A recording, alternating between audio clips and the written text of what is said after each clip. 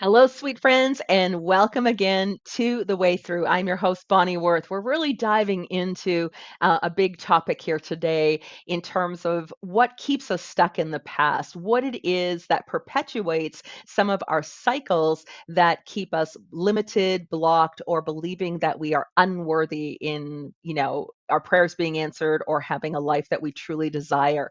I don't know about you, but I don't know if you've ever found yourself really haunted by a decision that you wish you could take back, or you've been playing a lot of what ifs in your mind, and it's almost like this relentless loop that goes on. All those things that you wish would have turned out differently in your life. Maybe there was a relationship that ended too soon, and maybe you felt like you could have done more to, your role in the relationship, or looking at your choices, decisions, the things you said, and what if it would have been different. Looking at career choices. Believing that maybe you were at a dead end or resented the job or whatever it was. Resentment is such a big factor here. What about those times where, at least for me, this has been where feeling a lot of regret over the aspect of looking at the times that I fell into silence, where I didn't let my voice be heard. I never advocated for myself. I never sought the help that I needed, or what I was looking to moving forward in my life and for the healing, and perhaps held myself back. That regret, that burden of regret, that's the topic of our show today. That anchor that keeps dragging us down, clouding our ability to really embrace the present or even feel hope for the future, based on the fact that because we have all this regret that's perpetuating inside of us, that one, as I said earlier, we don't necessarily believe we're even worthy of anything different. So, regret is a universal human experience. It is a part of our conditioning as humans. And very often, there are things inside of us that go unspoken. We wrestle with our past choices. We feel isolated. We're caught in our sorrow. We're caught in our confusion. And when we consider the things in our lives that we regret, like this is especially this has been a big piece for me in terms of my own life. Even, let's take a look, even as being a mom and having children and these little kiddos underfoot. And, as you get older, and again, as I'm on this healing journey, I look back and I regret, maybe some of the things that I said, or maybe how I wasn't necessarily emotionally available for my kids based on my own trauma and wounding.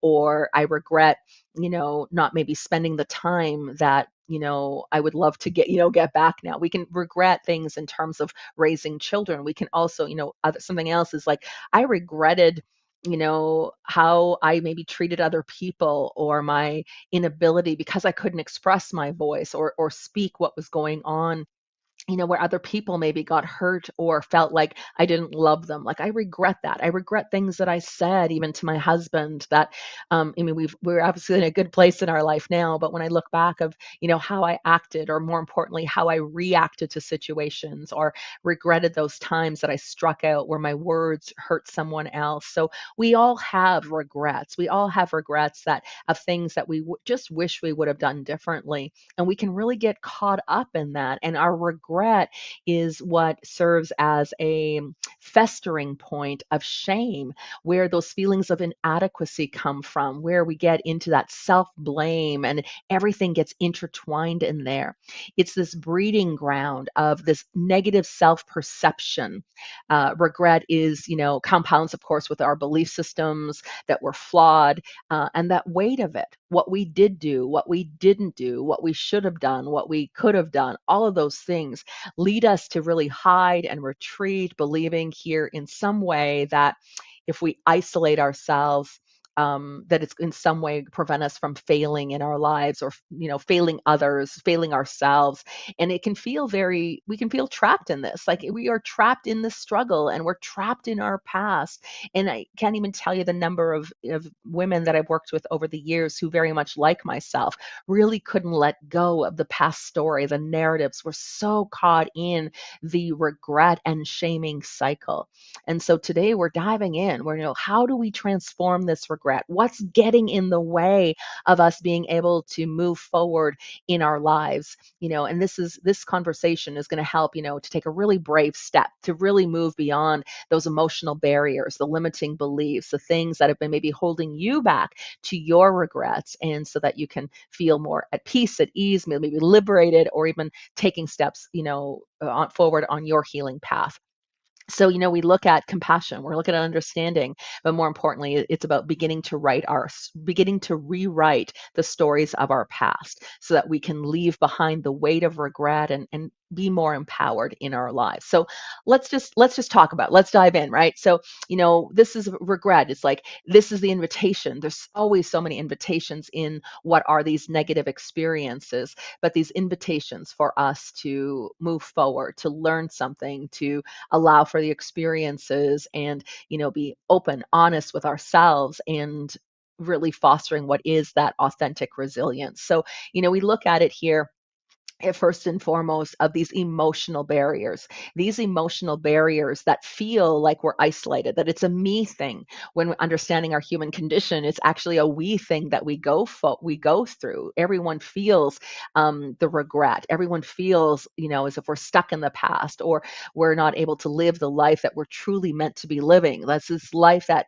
is of purpose, or feeling more purposeful in our existence. So, those barriers are the first thing that we need to take a look at. The things that happened, what we did, we didn't do, the story of our actions isn't as important as the story of the contextualized story of the emotional experience that we've gone through. So we need to always look at what is the emotional content, these feelings that we have, those feelings, irregardless of the circumstance, irregardless of the experience, the feelings are our commonality. This is an understanding that this isn't just a you thing, as I said, not just a me thing, but a we thing, that our emotions are what make us human. And this emotional experience is something we all go forward and through. And these emotional barriers, when we look at releasing the past, and releasing ourselves out of the cycles that keep us stuck in the regret, there's some interconnectedness in the concepts, in from a spiritual psychology perspective, from an understanding of the energy blocks that are here, the emotions. We can say, in our emotions are energy in motion. And when we have strong feelings of regret, that can create energetic blocks within our body, within our mind. Our mind, we can get so locked in a perception or an idea of what we're worthy of, or an idea even of ourselves. And strong feelings that we have about anything are our emotions, and that emotion is energy that goes out into the universe. And if that energy isn't being expressed, it's creating barriers and blocks, leading us to feeling like we're in stagnation. Of course, it gets into manifestation of, physical ailments and everything. But we look at, how is it that we can honor the experiences, take a look at, how looking at those previous experiences, but where are the emotional anchors? There are emotional anchors that keep us locked in there, rooted in the past, and we get attached to the story. We get attached to the narrative, that narrative of maybe woundedness, the narrative of victimhood, and we can be stuck in there. But when it comes to regret, we get into negative thinking cycles, and experiences that where we're replaying the regrets over and over repeatedly in our mind, which begin to reinforce the belief systems that we are unworthy, that we get trapped in circumstances, because we are basically recreating the not just the loop of thought patterns and belief systems that sit there, but we're recreating the energy over and over and over, which then again creates this prolonged stagnation. It's what hinders our growth, it hinders our healing, because we just can't get out of the old story. The old story served us, and it serves us when we look at the things that maybe, we talked a lot about on the show about the things that were done to us, but there's also the things that we do to others, because we as human beings are imperfect. None of us, gets it right. We have light and dark inside of us all. And when we are hurting, when we are wounded, it is part of what is very natural to want to strike out and hurt other people. Hurt people, hurt people. That's what we do. It's a cycle. It is a part of the ego needing to find some form of reprieve or even gain control when you've been wounded. So none of us is innocent. Not There isn't a single person who has innocence about them that hasn't in some way, shape, or form done something, said something, acted in a certain way that creates the regret. And as I said earlier, regret is the festering point of where shame comes from, and shame starts to get enacted inside of us because we are repeatedly thinking about those things of the past. We feel we regret the things we said or didn't say, the things how we acted, all of it. It keeps us stuck, and we think about it over and over and over again, and in the repeating of it, then we feel bad about who we are. We feel like we are unworthy, or maybe even perhaps in a bigger scope of that, even unforgivable in terms of those things we said or those things we did. So, those emotional barriers, let's take a look at that. One of the biggest significant emotional barriers that really impedes on our ability to move out of the regret cycle, and really let go, is fear. Fear comes up. Fear is such an instinctual experience for us within the human condition. It's an aspect that is deeply rooted in our conditioning. Our conditioning, not just based on, these experiences you've had, but what we've inherited, and what is entangled within the psychology, the biology, the social influences, everything that really is the survival mechanism inside of us.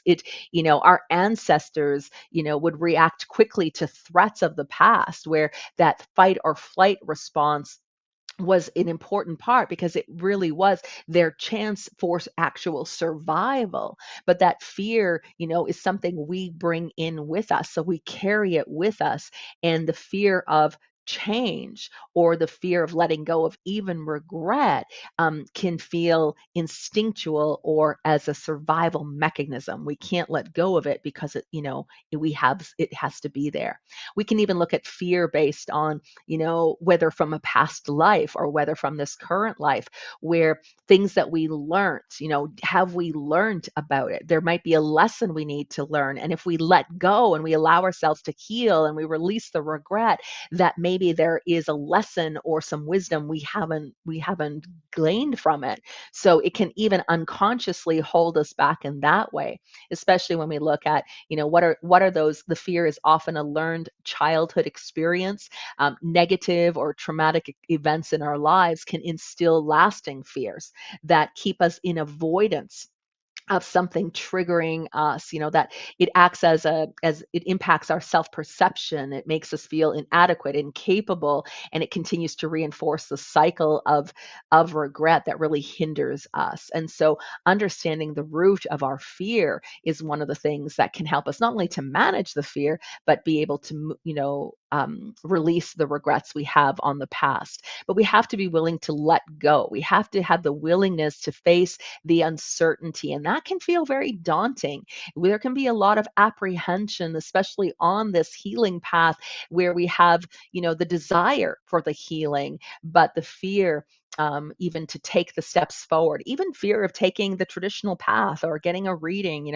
There's always a reading from someone, from a psychic or a medium or anyone, that the fear of judgment. If anybody ever found out that this is what we're doing, I know this is something that was big for me when I first started. I even told my husband that I was seeking the alternative path to healing, that I was taking the holistic approach to things because I feared the judgment or the rejection.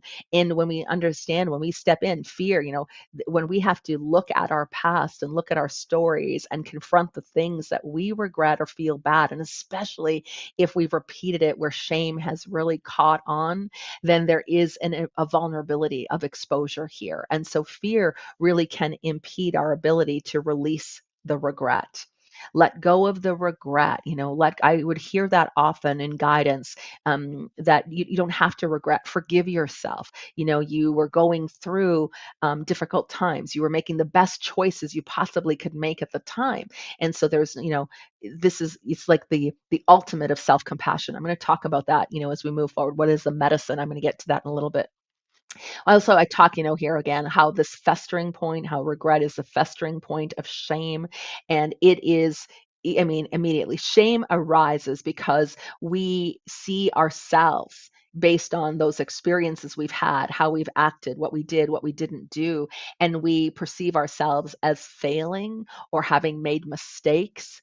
And so we can become very reluctant to not just, looking at the fears, but we can be very reluctant in exposing what might be a flaw or an inadequacy, especially if we are someone who's caught up in a perfectionism approach to life, needing to be perfect, how not just in how you look and everything, but demonstration of the perfect life and having it all together. That was me. I really strived to be perfect, in even though I had all of this undercurrent of shame and regret happening, within me. I tried to uphold this persona of perfection, which is really, really hard because every one of us is human and none of us is perfect.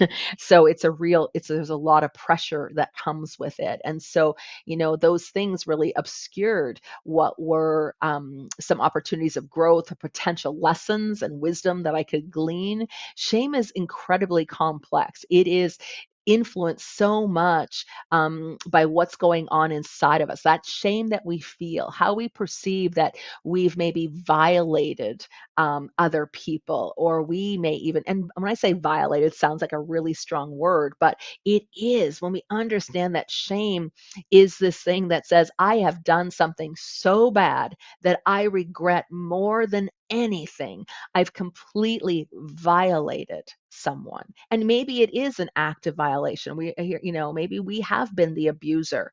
And that's what I mean by violation, that we have done, there are things that when I look at, even with the amount of wounds and the traumas that I've experienced in my life, I really, in my healing journey, had to look at deeply what my actions were towards others. That scope of how I abused other people as a result. And we do that. We abuse ourselves. That was something else I needed to take a look at, was the many ways that my shame was causing me to for self-abuse, but also in how I was treating others. And especially those, we do it where we are caught in this perfection of the outside world, and we show up kind and loving for other people, but perhaps the people that we're closest to, whether a spouse or kids, or things that we say and we wish we wouldn't have said. I mean, I have a list of them in terms of things that I needed to confront and look forward to, because I realized that in all of the abuse that I had experienced in my life, that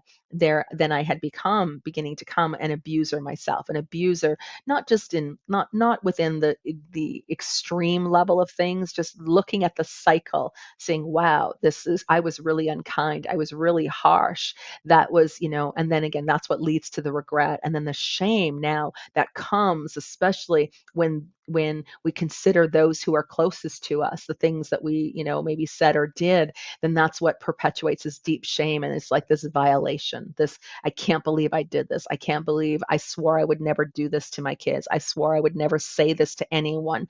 And these become the things that start to come forward when our pain cannot be contained anymore inside of us. So, we look at that becomes, this shame causes us to withdraw. It causes us to hide our true selves, and to distance ourselves, to isolate, and we begin to feel, worse and worse about ourselves as a result. Where we have shame, of course, there can also be, the guilt that can stem here, guilt for those actions. Now, guilt and shame work hand in hand. So, regret and shame work hand in hand. Guilt and shame work hand in hand too. This is again where we've harmed others. We dwell in our minds over and over and over of the perceived wrongdoings, the things that that sit there, and again, it prevents us from open, honest communication. We have more tension in our nervous system, more tension held in our bodies, more energetic tension in our lives, and so it really impacts and creates not just an experience inside of ourselves, but when we look at what manifests in our life, those things that are those silent prayers that we're sending out into the universe that are creating and causing more negative experiences in our lives that really, create, it may becoming very challenging for us to advocate for our needs, to express how we feel. And guilt is such an internalized moral framework inside of us that it often, we believe when we've hurt someone, or we've gone against what is the right thing. There's the right and wrong that keeps us, inside, where we look at it. It really doesn't allow us to have empathy for ourselves. Guilt is good. I want to say there's positive emotion and negative emotion, and very often we judge the negative emotion as being this bad thing, but it actually serves us. And so, our regret serves us because when it gives us a chance to reconsider how we would have maybe done things differently. Or guilt can drive us to self-reflection. It can drive us towards growth, but it also, can keep us stuck in the past and feeling worse and worse about ourselves as well. We can also look at resentment. Now, resentment isn't about necessarily resentment to other people, but regret and resentment go hand in hand, because now we begin to resent ourselves. We might, accumulation here of times when we felt powerless. And I resented myself for being so powerless. I resented myself for not speaking up, for not telling anyone, for keeping other people's secrets. I resented myself for that. I regretted not doing it. But that regret, especially when it's deeply ingrained, there was a lot of resentment, self-resentment that began to took place as well. So it's not just about typically resentment, it develops when unmet expectations or injustices have happened where we feel wronged or overlooked, right? So by other people. But to understand, when we're dealing with regret, those things that we did or didn't do, or how we've harmed someone, or how we hurt someone, and again, sometimes it's hurt even unintentionally, we begin to resent ourselves, which again, we're frustrated, and we are ashamed of ourselves, and we don't like ourselves very much. And instead of looking and confronting the emotions that sit there, we become very here again that we leads to self-abuse or self-abandonment and neglect, all of those things, because we in some way believe that we should have done better and been better, or and it's good to consider that. I don't want to take that away, but what I'm talking about here is what sits and what is so active inside of us, not just in the emotional context, but here in understanding that emotions are energy, and emotions that we're constantly perpetuating inside of us are in the energetic experience of our life and what's manifesting, the energetic experience of what's taking place for us in our body, and our health, our well-being mentally. It's all a part of it. That energy, and I think I was just sharing with a friend the other day, I think that what made my healing journey, the complexity of it is being an energy sensitive. So not just in terms of the environment that I was raised in, or the energy of the experiences that I had, what I witnessed directly or indirectly, but it was the emotional experience of every other person as the spiritual empath, the impact of that, plus my own emotional dysregulation emotion that created all of this toxic energy that kept me in low vibration, that kept me, which was also a block and a barrier of why it was so challenging to let go of the regret, to begin to process a more loving and compassionate relationship with myself. The perpetuation of the guilt and the shame and everything that was underscoring my best effort was not just something that was an intellectual or a psychological approach to things, but what required, what was the altering, the shifting, the transmuting of an energy that had been a part of my whole self. The energy of my being was so compromised. So this is what creates the complexity. So we experience one thing as a human being, but then we add in the layers. And for those tuning in, as being sensitives in the world, where we're sensitive to everything and everyone around us and impacted so much that it really creates this complexity of being able to navigate and to process and to shift the experience of our life, because the emotions is energy in motion, and that whether it's negative energy, whether it's positive energy, it's moving into a creation cycle. And the creation cycle, when we are stuck in a loop, we are recreating, recreating, recreating, and recreating again. So it can feel very challenging and hard, and we just want to give up and just like throw in the towel. I can't even tell you the number of times I just was like, you know what? It's like when you're depressed, it's easier to roll over. When you feel in that hole, it's easier to roll over and keep digging yourself even deeper. When you are caught in shame, it feels like, you know what, I'm just going to sit here and continue to beat myself up, because abusing myself, neglecting myself, abandoning myself feels easier than having to face all that stuff, to have to admit that I'm imperfect, to have to allow for myself to feel worthy, because I had convinced myself I was so unworthy and so flawed, based on my past choices, and the experiences, that deep sense of inadequacy that is the undercurrent within our human condition. It's, as I said, it's not just a me thing; it's a we thing. We all share this. We can also take a look here to, all of these experiences we have. You hear me talk about it time and time again on the show, those paradigms, those belief systems, what we begin to believe about ourselves. Though that creates a significant barrier now to be able to heal those emotional barriers. So we have the emotional experience that's going on, all of these thoughts and feelings that we're generating inside of us, all of these going over the past, revisiting the stories, looking at the things, and with such deep, deep remorse. And we continue to do that. But in as we're doing it, not only is it keeping us stuck in the energetic experiences and the recreation of negativity in our life, drawing to us, matching from the universe experiences and events and circumstances, or even bringing people into our lives that continue to reflect all of that funk that we've been going on, everything that we've been carrying over all of these years. And so it perpetuates, and we sit there. And as we sit in it, and as we revisit, and we have this emotional experience, and all of this energy is out there, we're also forming and shaping beliefs about ourselves, beliefs about what we believe we're worthy of, beliefs that are, that our emotions even are a sign of weakness.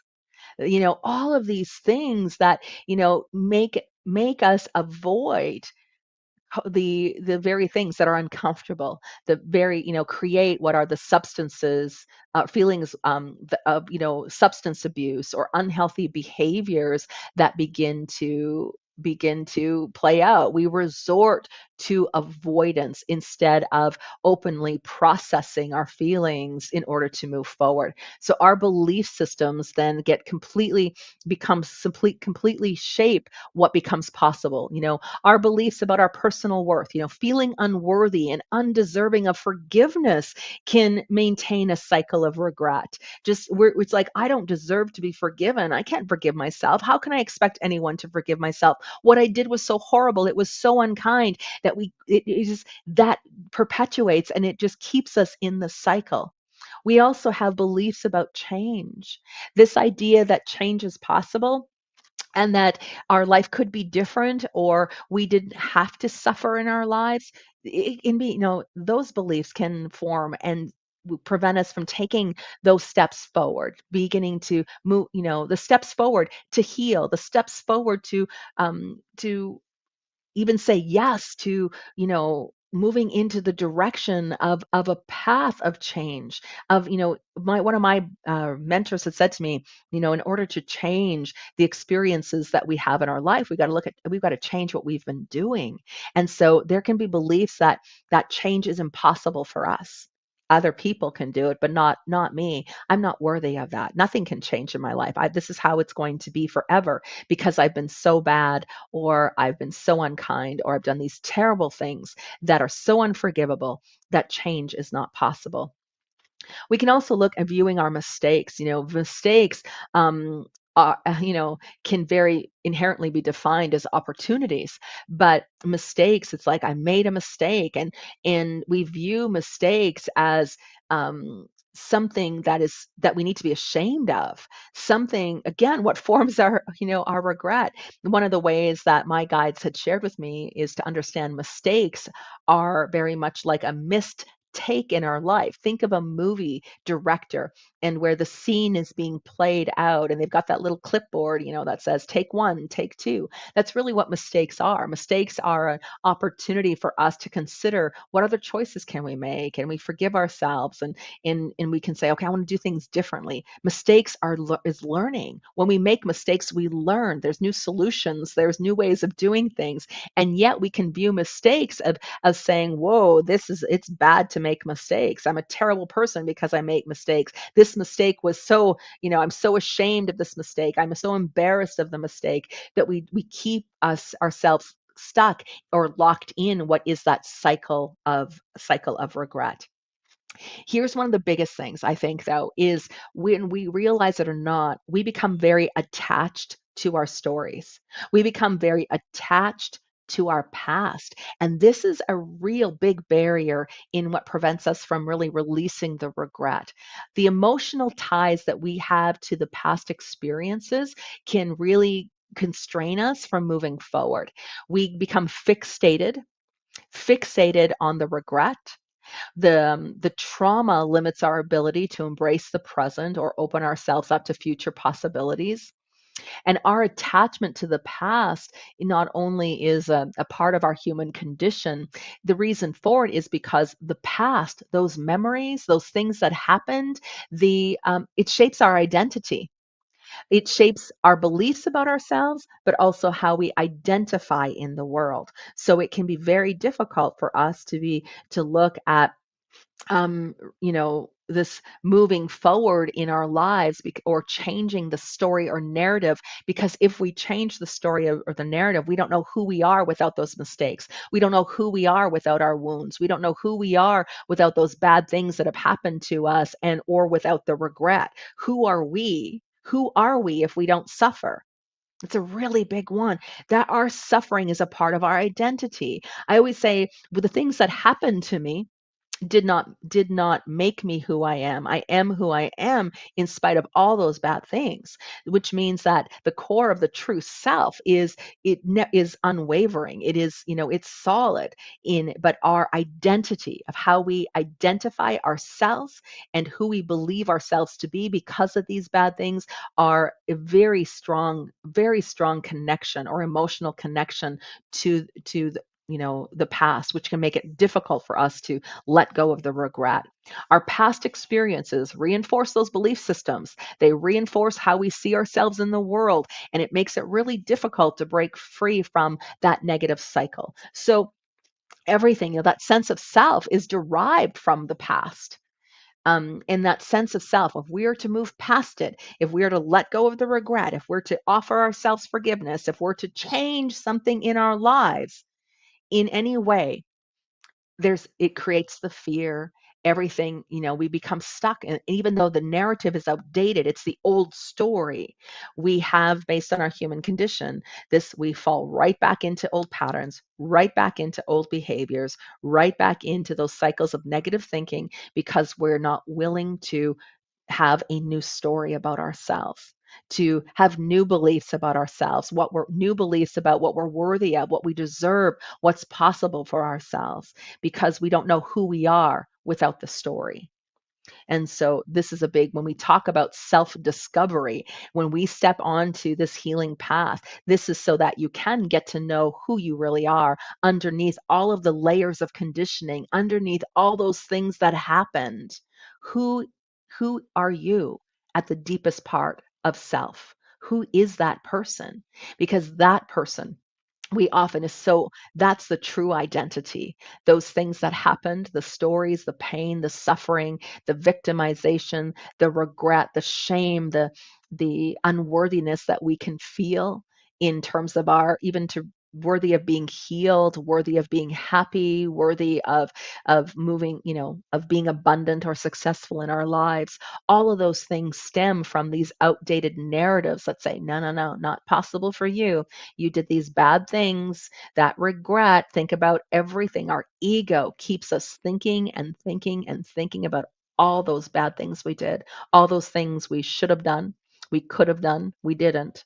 And so now we feel very ashamed, and we're and very down on ourselves. And when we get down on ourselves, which means our energy goes down, so we have the energy around us, the toxicity of those experiences, the negative thinking patterns, the emotions that are generated, all of that is like sticky, stuck, toxic, sludge energy in our lives. And then we continue to get down on ourselves, which means we continue to lower our vibration. And when we lower our vibration, which means that even though we've been praying for change and we've been setting intentions and we've been putting in what feels like trying to be positive in our mind, the vibration, the law of vibration will dictate our experiences, what manifests positive or negative in our lives. It is the ultimate, and you've heard me talk time and time again on the show, the ultimate of self-responsibility. What am I putting out there? Because wherever I go, there I am. I am the source of all the results that I have in my life. And it doesn't mean I'm a bad person. It doesn't mean I'm not capable. It doesn't mean that other people have it better than I do. I've just been believing that, and my identity is so caught up in the pain, in the old narrative, that I can't see the truth. And so here, this becomes the invitation: is who is the truth? What is truth for you? But who are you underneath all of those layers, everything you've been holding, everything you've been believing about yourself? That's what this journey is about. This is about the reclamation of who you are, the reclamation of your worthiness, being able to see and understand yourself through a different eyes than maybe what you've been led to believe, or what you've created in terms of what you think you're worthy and deserving of.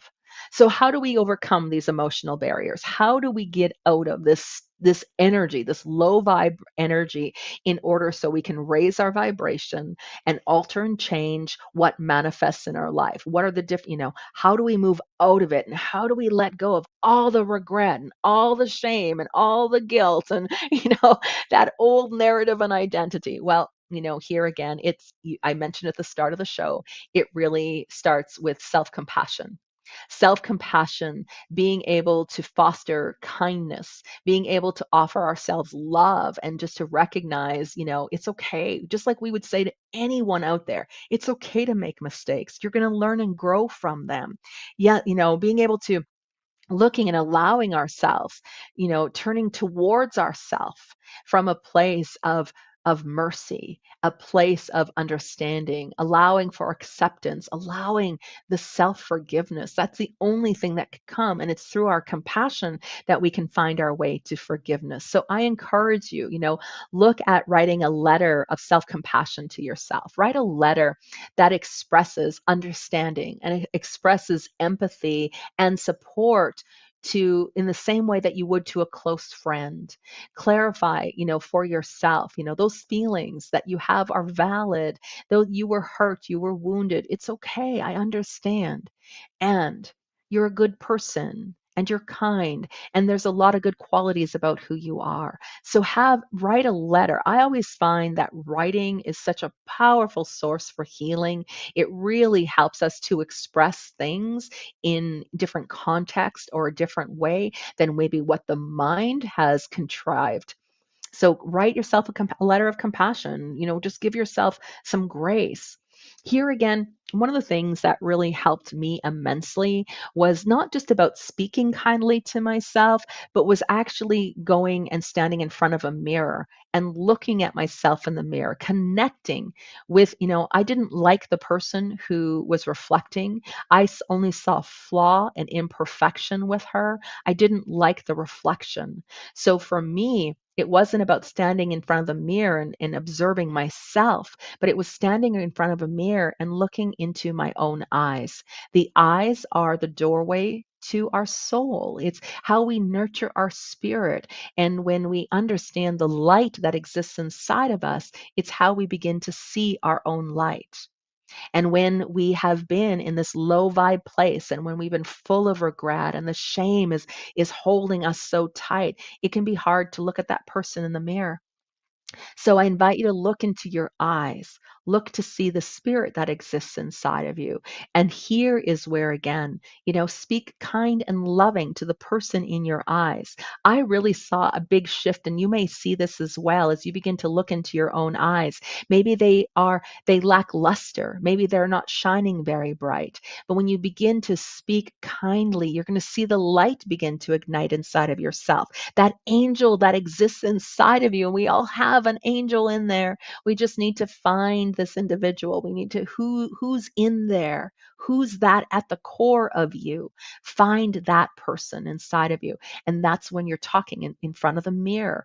Talk, with affirmations. You can just say kind and, speak gently and in a gentle tone to yourself, and just look at that person. Look into your own eyes and begin to ignite the spark inside of you. Start to nurture the light that exists inside of you in the mix of what feels like the crushing, the dark, darkness of life. And it's in front of the mirror that I was able to start having conversations with myself where I began working on forgiveness for my past mistakes, forgiveness for the regret that I was carrying, the shame around it.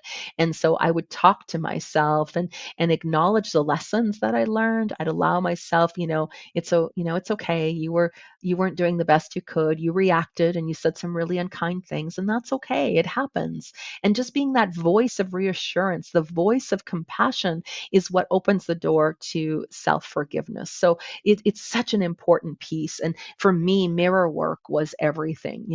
I used to always talk about how one day I wanted to be able to stand completely in my truth, completely unbarred, completely stripped of all of the stories and narratives, the belief systems, so that just what was the realness, the most authentic part of who I am could just be exposed and vulnerable for all to see. That was my work. But I had to get basically naked with myself in front of the mirror. I had to expose myself to me. I had to be with myself and look at myself and acknowledge how I felt and the stories and the narratives. But I had to do it with kindness, with lovingness, and begin to speak to myself as if God or the angels were speaking to me. And I encourage you to do that, because inside of you there is an angel that's looking to be remembered. And so, but it does take a conscious effort, and I'm telling you, it's not easy, but it is absolutely worth it. It is absolutely worth it in terms of being able to let go of all those regrets and all of the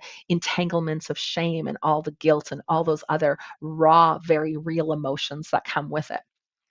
Now, the other thing you might find really, really helpful, at least I found this really helpful, was about rewriting my story. Not rewriting it based on um, telling lies to people. I did enough of pretending in the past. I'm beyond that. I don't want to lie. I don't want to pretend. I don't want to keep secrets anymore. I did that for so many years, and it was so toxic and so exhausting, and it just perpetuated everything in my life. What I mean by this is rewriting your story in a positive way, which means take a look at all of the negative things that you believe about yourself, all all the things that you believe you're unworthy about, or the things that might come up for you in terms of your own identity. It's like, I'm not worthy of being loved. I can't be forgiven for this. But it's a matter of looking at past experiences here and beginning to reframe a mindset that bring in the affirmations for everything, for every negative thought you have about yourself. Replace it with two positive thoughts or two positive affirmations instead, and let those be the speaking point to yourself in the mirror. This is, again, that mirror work isn't a one day thing. I still do it to this day. I still have to look at myself in the mirror on my down days, on the things when I'm down on myself, when I feel low vibe.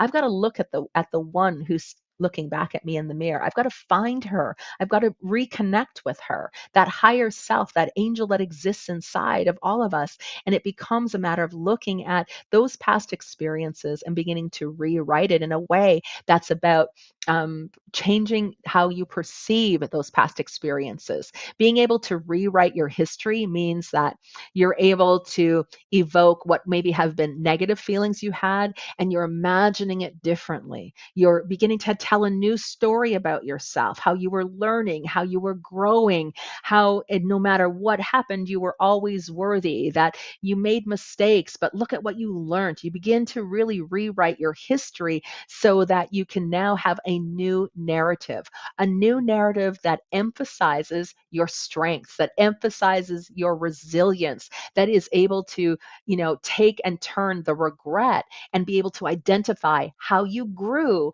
the positive changes that came out from it. So it's a practice. It's a way of being able to alleviate what is the emotional burden, the misconception of who you are underneath all of that stuff that you've been carrying, all that baggage of the past that you've been dragging everywhere with you. And you begin to rewrite into a more empowering story about yourself so that you can begin to cultivate greater confidence and begin to nurture the worthiness that's inside of you. And again, nurturing the angel who exists inside of you.